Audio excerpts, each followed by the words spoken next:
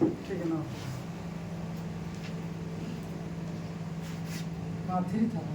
तो ये 3 समझो का कहानी है। 3 बोल रहा है कि the coach of a cricket team buys 7 bats and 6 balls for 3,800। कर रहा है कि कोच है क्रिकेट टीम का, एक कोच है, वो क्या कर रहा है 7 को बैट और 6 को बॉल खरीद रहा है। कितना पैसे में? 3,800 रुपये में खरीद रहा है। फिर आगे बोल रहा है कि लाइटर बाद में सी बाइज 3 बैट्स एंड 5 बॉल्स। फिर से अलग से क्या कर रहा है कि 3 को बैट और 5 को बॉल खरीद रहा है। कितने रुपए में? 1,750 रुपये में। अब आपको बताना है कि find the cost of each bat and each ball.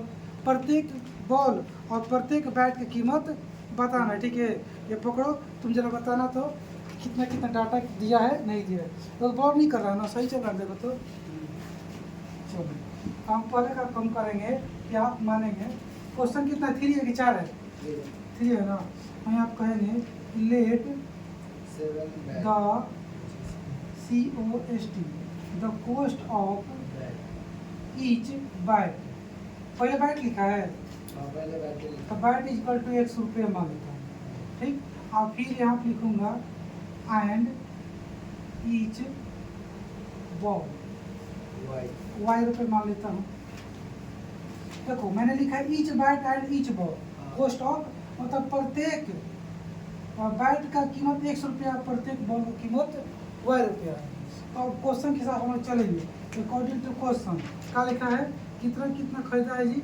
7 bat और 7 बैट। एगो बैट का प्राइस है 100 रुपया, 7 बैट्स का 7x हो जाएगा। को बॉल है 6, एगो बॉल का वाई रुपया, तो 6 बॉल का 6 वाई रुपया, और सब मिला कितना पैसा है? 3,800 रुपये। ये आपका क्या हो गया? इक्वेशन 1 हो गया, है ना। बाद में 3 को बैट खरीदा है, बाद में 3 बैट खरीदा है तो 3x। और कितना बॉल? 5 को बॉल खरीदा है, 5 बॉल खरीदा है। कितना? 1,750 रुपया। ये होगा आपका इक्वेशन 2 हो गया। ठीक है ना। और इक्वेशन 1 और इक्वेशन 2 का करेंगे, सोल्व करेंगे किस नियम पे? सब्स्टिट्यूशन मेथड पे, प्रतिस्थापन विधि पे। किसी को उठा लो, ये उठा लेता है, तुरंत उठा लेते हैं। कुछ छूट गया बी लिखा गया है तो भैया लिखा गया वाई, इसको मैं उठा लेता हूँ फ्रॉम इक्वेशन 2। ठीक है, ये आपका कहानी है कि 3x plus 5y equal to 1750 है ना। हो फिर क्या हो जाएगा? 3x equal to 1750 minus 5y, और 3x इक्वल खाली x करो इक्वल टू हो जाएगा 1750 माइनस 5y। अपन में क्या आ जाएगा? 3 आ गया ना। अब हम क्या करेंगे? The value of x put in the equation 2 से उठाया हूँ तो 1 में डाल दूंगा। क्या आप लिख दोगे कि put the value of x in equation 1, the value of x in equation 1, in equation 1। यहाँ तो नीचे दिख रहा है उसमें क्या हाँ कहना? पूरा लिखेंगे, चलो उसको जरा पूरा नीचे तो दिख रहा है। हाँ, चलिए अच्छी बात है। 7x प्लस 6y बराबर 3800। झटका दे दिया है ना, दिमाग खराब कर दिया। चलो अब भरते हैं। यहाँ तो जगह नहीं बचेगा नीचे, उधर चलता हूँ। ठीक है, उधर ले इसमें लेकिन आ रहा है, आ रहा है। चलो भर देते हैं, कर देते हैं। चलो देखो 7 का 7 हो गया। x का वैल्यू कहाँ है? देखो यहाँ पे, देखो ओ यहाँ पे ब्रैकेट लगाना पड़ेगा, हाँ, ध्यान देना। लगा के लिखोगे ध्यान देना। 1750 माइनस 5y अपॉन में 3 और प्लस में है 6y और बराबर में 38 हो गया ना। चलो अब हम आते हैं इधर आते भैया। इधर में क्या हो जाएगा तुम्हारा कि थोड़ा गुना करके ध्यान देना। तुम मैं करने जा रहा हूँ।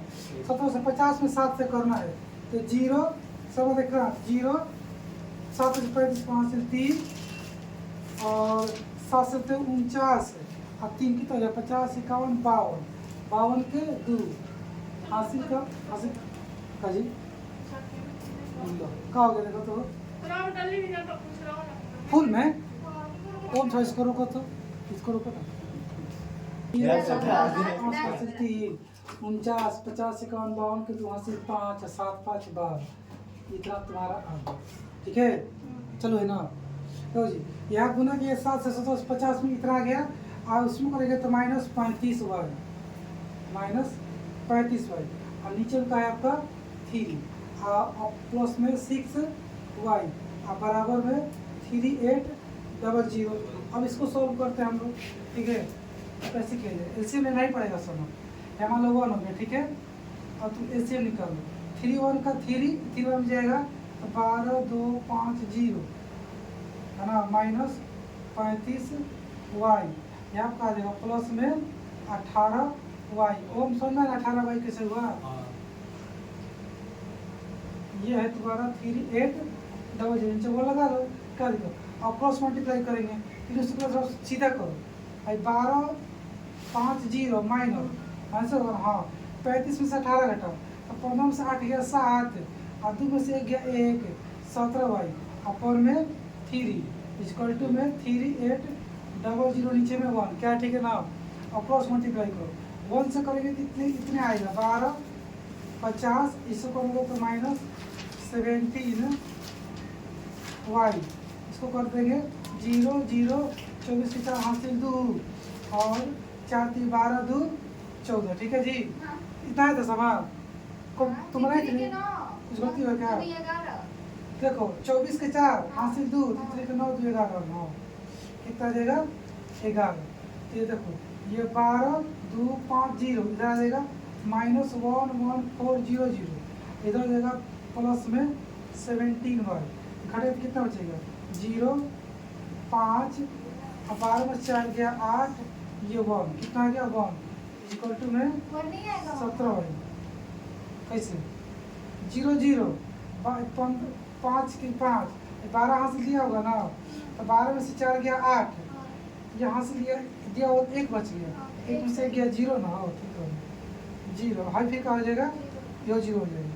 इसको 0 में तो हटा दो, क्या हट गया। अब तुम्हारा हो जाएगा 17 से कट जाएगा, 17 5 50, यानी कि वाई गुण कितना आ गया 50 रुपये आया था, 50 रुपये। चलो ये तुम्हारा क्या निकल जाएगा वाई, मतलब क्या निकल के आ गया, बैट का प्राइस, बॉल का प्राइस निकल गया। इस वाई की वैल्यू तुम कहाँ रख दो, यहाँ रख दो, इसको तुम मान लो 3, इक्वेशन का मान लेंगे 3 मान लेंगे। अब इस इक्वेशन 3 वन का करेंगे, रखेंगे जुड़े, छप मत देना अकेले, बंद हो जाएगा तुम फंस जाओगे। इक्वल टू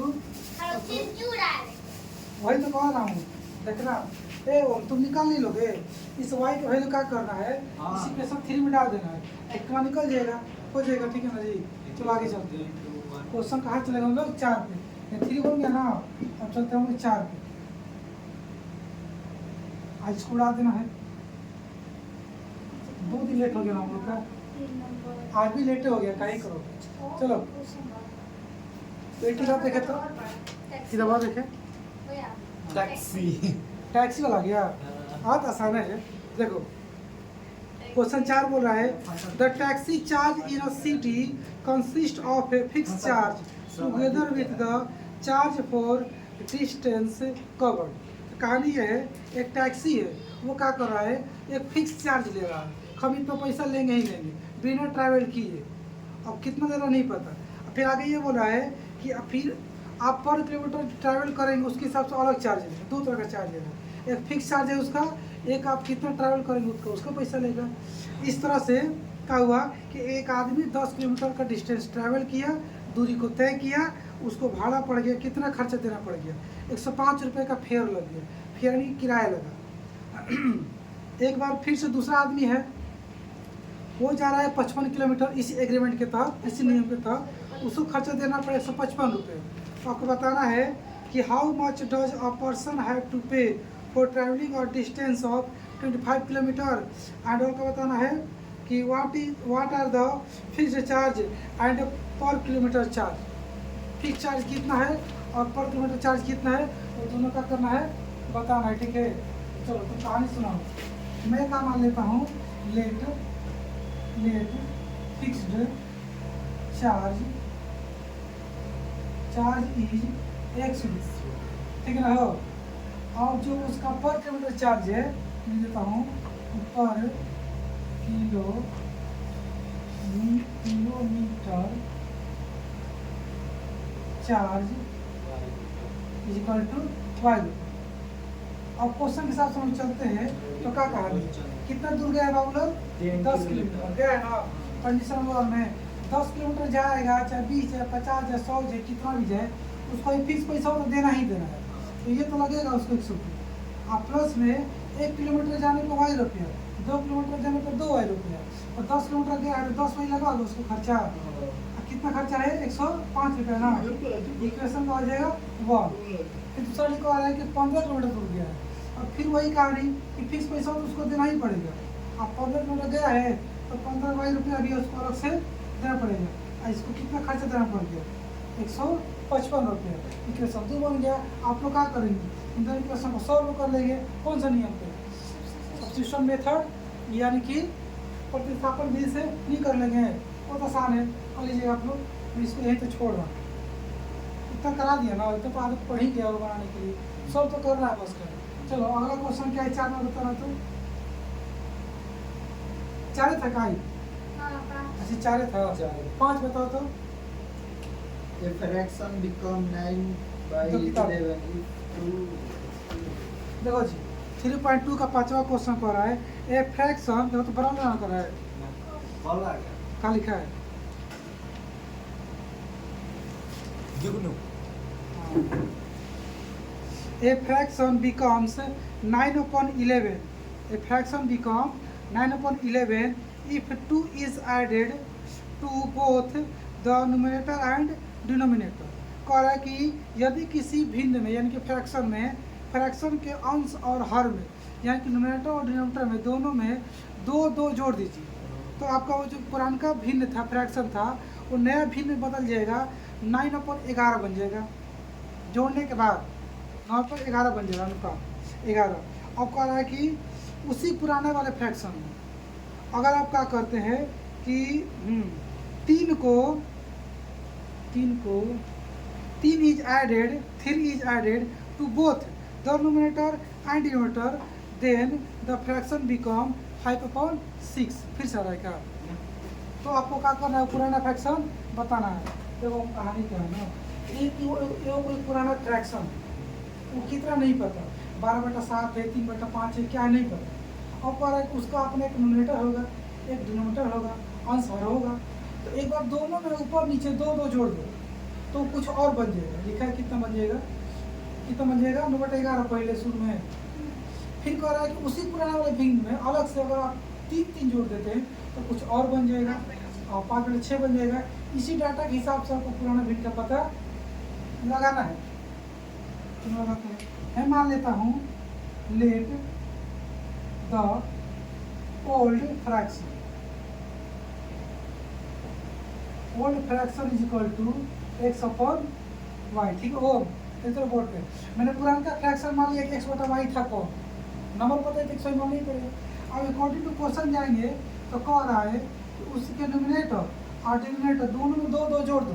तो जोड़ देते हैं x + 2 और नीचे y + 2। तो जोड़ने के बाद कह रहा है कि बन जाए कितना हो? 9/11 बन जाएगा। बना दी मिलेगा 9/11। ठीक है, इक्वेशन तुम्हारा क्या हो गया? 1 हो गया। दूसरा इक्वेशन बनाएंगे, इसमें कह रहा है ना कि 3 जोड़ दीजिए। कितना 3। तो ये कितना बन जाएगा? 5/6 बन जाएगा। ये का इक्वेशन 2 हो जाएगा। तो क्या बताइए आप लोग इन दोनों इक्वेशन को सॉल्व नहीं कर सकते हैं? कर लेंगे ना? फंसेगा नहीं? फंसेगा, बना लेंगे। पहले तुम क्या करना कि क्रॉस मल्टीप्लाई करके इसको बाटा पे से हटा देना, बाटा फ्रैक्शन हट जाएगा, सीधा हो जाएगा। अब तब जाके इसको एक अच्छे से ऐसे करना, तो मैं इसको करके दिखा रहा हूँ। ठीक है ना? तुम क्या करोगे? ऐसे क्रॉस मल्टीप्लाई करोगे ना, 6 से करोगे तो 6x + 18 बराबर इधर करोगे तो 5y + का हो जाएगा 15। 6x ये इधर जाएगा -5y, भाई मान लो इधर 15 माइनस का हो गया 18। तो 6x - 5y ये -3। अब इसकी इक्वेशन 2 लिखा है यहाँ मतलब यहाँ पे आके लिखा था। ठीक है, वैसे इसको चेंज कर देना, तब लिखना उसको 1। अब तब जाके 1 और 2 को मिलाकर सॉल्व करना उस नियम पे, वर्गमूलन विधि या फिर नहीं प्रतिस्थापन विधि या नहीं तो सब्स्टिट्यूशन मेथड पे बना लीजिएगा, ठीक है ना। आगे चला जाइए, स्थापन सब्स्टिट्यूशनल एक ही है, हाँ एक ही है, बना लीजिएगा। अब 5 ही था कि और है, एक और है, ये कितना है जी इसमें। लोग 6 क्वेश्चन का करा दे तो पढ़ूँ मैं। 6 बोल रहा है, 6 कहाँ है जी? इसमें भी दिया है, हाँ इसमें दिया है। कह रहा है कि 5 years hence, 5 years hence the age of क्या है, जैकोब, कैसा नाम है, Jacob, 5 years hence the age of Jacob will be 3 times that of his son। Jacob पिता है, कहानी पढ़ के यही पता चल रहा है, उसके बेटा का नाम नहीं दिया लेकिन सन लिख दिया। तो कह रहा है भैया कि 5 साल आगे फ्यूचर में, 5 साल फ्यूचर में, प्रेजेंट से आगे जाएंगे, फ्यूचर में जाएंगे 5 साल, तो उसका उम्र जो है, पिताजी का उम्र जो है अपने बेटे की उम्र से क्या हो जा रहा है, 3 टाइम्स हो जा रहा है, 3 गुना हो जा रहा है, 3 टाइम्स। कह रहा है कि 5 years hence the age of Jacob will be 3 times that of his son। आगे कहानी का है, 5 years ago माने 5 साल पीछे, ये तो गया था 5 साल आगे और 5 साल पीछे जा रहा है। 5 years एगो में तो होता है पीछे, एगो जाके क्या कर रहा है कि जैकब्स एज में कहते हैं, राम फादर, राम के पिताजी, वही कह रहा है कि जैकब्स एज, जैकब का उम्र जो है was 7 times that of his son. जब 5 साल पीछे जा रहा है, जाके हिसाब किताब मिला रहा है, तो पता चल रहा है कि इसके उम्र जो है पिताजी का, जैकब का, अपने बेटे की उम्र के 7 गुना है, 7 गुना हो जा रहा है, 7 टाइम्स। और आगे हाँ कहानी ऐसा है। और क्यों हो रहा है ये समझ सोचो, कहानी बनाया है, तुमको सुनना है, पढ़ना है, अली के क्वेश्चन ठोक देना है। हाँ, पीछे जाने पे 7 गुना हो रहा है ज़्यादा, और 5 साल आगे जाने पर 3 गुना आगे हो रहा है, ज़्यादा हो रहा है। तो कैसे बनाएंगे इसको, चलो बनाते हैं। एक बात मैं सेट करूँ। अच्छा पूछ रहा है कि what are their present age, पिताजी का और लड़के का प्रेजेंट एज कितना है। ठीक है, अच्छी बात है, प्रेजेंट एज पूछ रहा है। अगर एग्जाम में प्रेजेंट एज ना भी पूछ दे, बताइए फ्यूचर में इतना साल बाद उसकी उम्र कितना होगी, चाहे पास्ट में इतना साल पीछे कितना उम्र होगा किसी का, फिर भी हम मानेंगे किसका, प्रेजेंट एज। हमको प्रेजेंट एज अभी निकालना है इस क्वेश्चन में, तो इसलिए मत सोच रहे कि हम प्रेजेंट एज मान रहे हैं। और प्रेजेंट एज निकालना हो, चाहे पास्ट का निकालना हो, चाहे फ्यूचर का निकालना हो, हम मानेंगे प्रेजेंट एज। आप शुरुआत यहीं से करेंगे। तो चलो मान लेते हैं कि let present age of Jacob मान लेता हूँ एक्स का, मान लिया समान एक्स मान लिया। और जो उसके बेटा है उसका मान लेता हूँ वाई, 1 साल मतलब। और जो उसका बेटा है मतलब के सन, उसका पुत्र है, उसका मान लीजिए वाई ईयर, वाई साल। और क्वेश्चन के हिसाब से बात की जाए, सब कुछ ठीक ना था, नहीं कर रहा है। अब क्वेश्चन के हिसाब से अगर बात की जाए, अकॉर्डिंग टू क्वेश्चन बोल रहे हैं तुम्हारा कि हमको कहाँ जाना है जी, 5 साल पहले का केस में आगे जाना था, फ्यूचर में जाना था ना। तो अभी उम्र इसका कितना है, 1 वर्ष जैकब का, और उसके बेटे की उम्र कितना है, 22 साल। और 5 साल आगे जाएंगे तो 5 साल यो बड़ा हो जाएगा, 5 साल यो बड़ा हो जाएगा, ना हो जाएगा जी, बोलो हाँ। चलो ठीक है, अब लिखो तुम कि 5 ईयर, ना इसे लिखो आफ्टर 5 ईयर्स। वो ध्यान समझना इसको, आफ्टर 5 ईयर्स फ्रॉम प्रेजेंट से 5 साल आगे जाएंगे तो इसका भी उम्र 5 साल बढ़ेगा, उसका भी 5 साल बढ़ेगा। ऐसा तो नहीं कि एक का नहीं बढ़ेगा, दोनों को बढ़ेगा। तो इतना ही बात लिख के लेंगे, फिर लिखोगे कि Jacob is equal to Y plus 5 और son is equal to X plus, उल्टा हो गया जी, यहाँ पे एक्स प्लस 5, यहाँ पे वाई प्लस 5 हो गया। और क्वेश्चन के हिसाब से कह रहा है कि 5 साल आगे जाकर उम्र का पता लगाया जा रहा है, तो पिताजी अपने बेटे का 3 टाइम्स हो जा रहा है। ये तो अकेले में दोनों को उम्र बताया हूँ, ठीक है, कि इतने साल का, ये इतने साल का, कब 5 साल आगे। अभी प्रेजेंट के है, ये दोनों पहले प्रेजेंट ये 5 साल आगे का है। क्वेश्चन कह रहा है कि 5 साल आगे जाने के बाद दोनों अपना उम्र का चेक कर रहा है, कंपैरिजन कर रहा है। पता चल रहा है कि पिताजी बड़े हो जा रहे हैं अपने बेटे से तीन गुना बड़े हो जा रहे हैं। तो जो छोटा है उसको बड़ा कर रहे तो दोनों का हिसाब बराबर हो जाएगा। यानी कि मुझे अगर जय को बराबर सम करना है तो सम को 3 गुना करना पड़ेगा, तो ये बराबर हो जाएंगे। फादर तो पहले ही से 3 गुना है, 3 गुना छोटा है ना जी, तो ऐसे करोगे x प्लस 5 बराबर 3 इंटू वाई प्लस 5। बेटा में हम 3 से गुना कर दिए, ये कहा हो जाएगा इक्वल हो जाएगा। गुना कर देंगे इक्वल हो जाएगा, नहीं करेंगे तो नहीं होगा। इसको सॉल्व ठीक करो, सॉल्व करो। x प्लस 5 बराबर है 3y, गुना कर देगा प्लस का हो जाएगा 15 x, ये जो माइनस 3y और 15 माइनस 5, ये 5 समझ में आ रहा ना। x minus 3y equal to 10, equation का हो जाएगा 1। इसका भी इक्वेशन खत्म हो जाएगा। ये वो समझते हैं, लास्ट में कहानी में दिक्कत होता है। चलो वगैरह यहाँ तक। और दूसरा का केस में आती है, इक्वेशन नॉर्मल है ना। दूसरा केस में क्या कर रहा था, दूसरा केस में कितना साल, 5 साल आगे हो गया ना, पीछे जाना है। कहाँ जाना हमको, 5 साल पीछे चलना है, पास्ट में आना है। तो 5 साल पीछे होगा तो उम्र घटेगा कि बढ़ेगा, घटेगा। तो तुम लिखोगे 5 ईयर एगो फ्रॉम प्रेजेंट।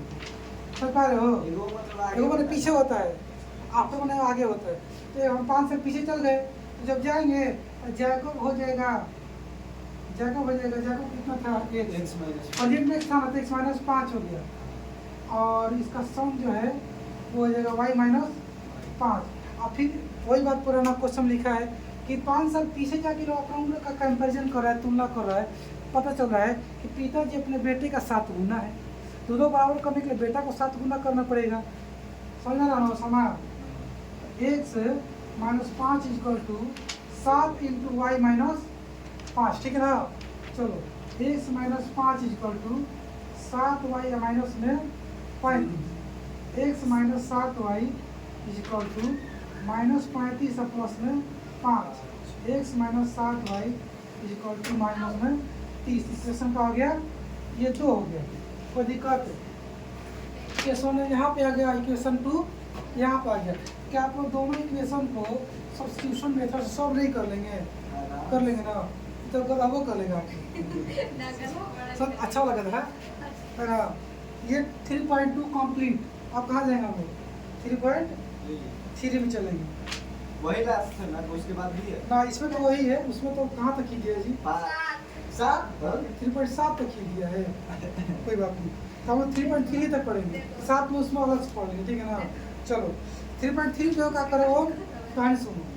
पहला क्वेश्चन करा है, solve the flowing pair of linear equation by the elimination method and the substitution method. ले भैया, एक क्वेश्चन को 2 बार सॉल्व करना है, 2 को नियम लगा एक्स्ट्रा मैथ करवा रहा हूँ, करना क्या है। अब मैं नहीं बनाऊंगा, मैंने सिखा दिया। हाँ ठीक है, सेकंड पे आऊंगा। फर्स्ट क्वेश्चन में 4 को क्वेश्चन दिया हो, ठीक है ना। और चारों को दोनों नियम से बनाना है, प्रतिस्थापन विधि और प्रतिस्थापन विधि बना लेना। वही एलिमिनेशन ना, एलिमिनेशन और सब्स्टिट्यूशन। क्वेश्चन 2 कह रहा है, from the pair of linear, इस कितना टाइम हुआ देखो तो 23, उधर हुआ था कितना, 17। हाँ ऐसे 11 या कुछ। इसको छोड़ दे, क्या छोड़ दे, मुझे काम था। यही हाँ। तो आज भी इतना रखते हैं, कल अच्छे से 3.3 चालू ही किया जाएगा, काटे अब खत्म कर देंगे। बस 5 क्वेश्चन है, खत्म। कल 3.3 खत्म कर देंगे, एक बार क्या चालू कर देंगे, ट्रिगोनोमेट्री चालू कर देंगे। समझ गया, कोई दिक्कत नहीं ना। चलो इसको रोक दो तो।